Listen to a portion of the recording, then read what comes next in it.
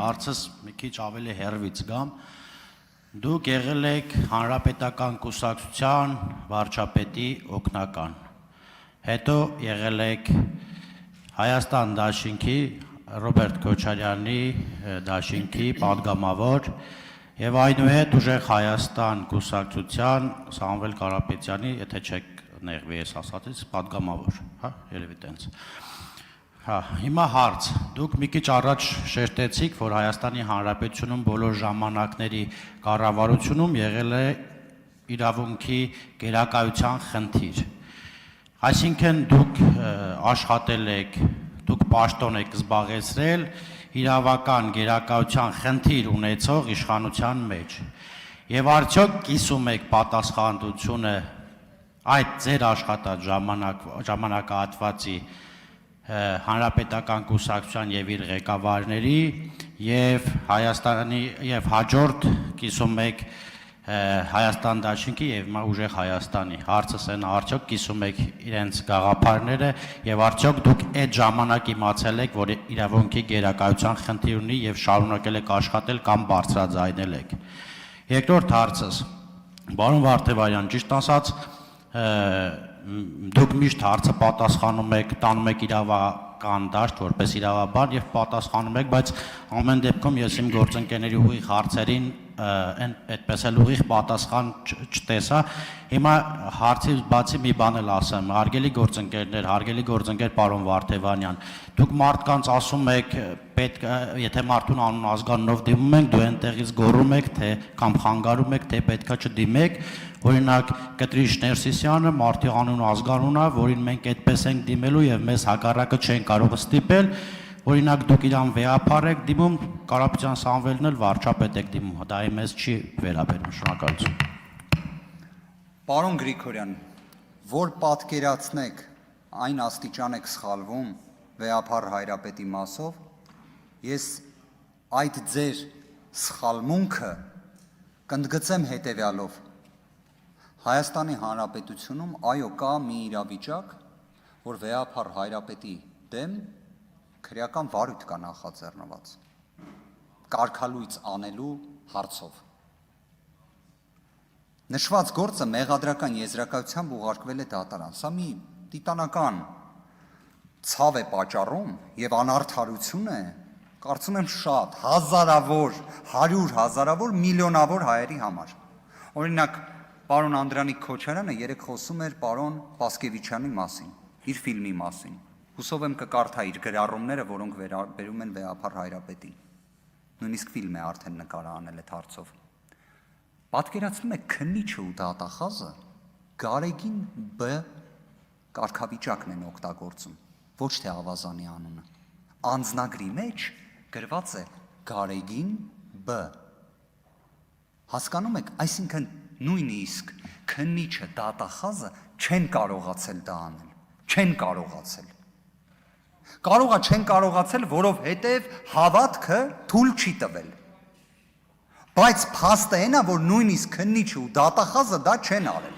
Ձեր իշխանության ժամանակվա քննիչ դատախազ։ Կարող եք դատալեքսով էլ ուսումնասիրել։ Ինչ վերաբերում է ձեր մյուս հարցին։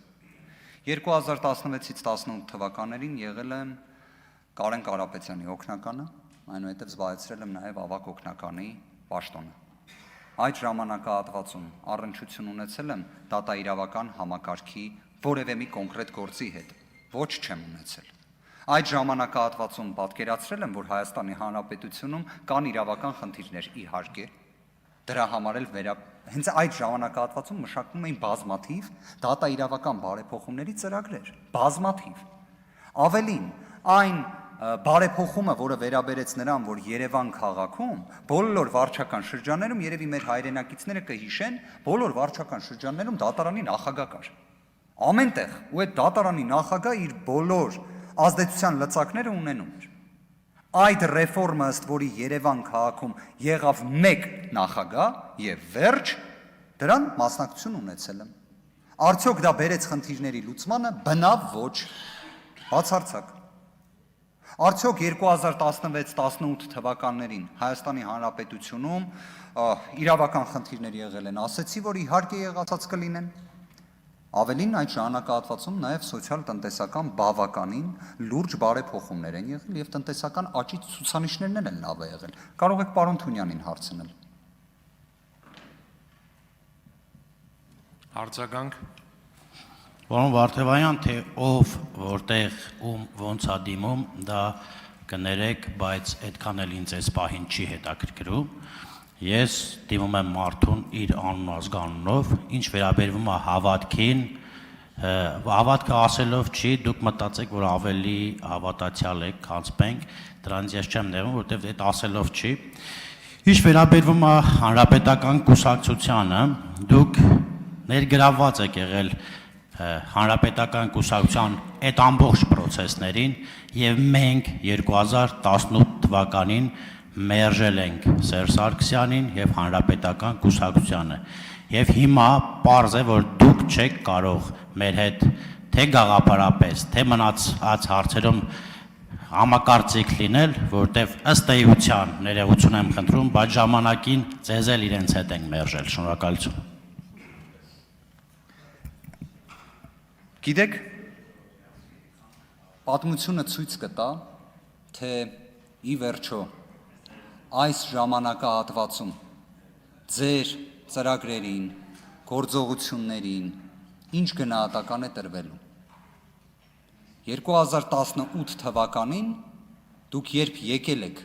իշխանության, վստահ եմ ձեզանից որևէ մեկը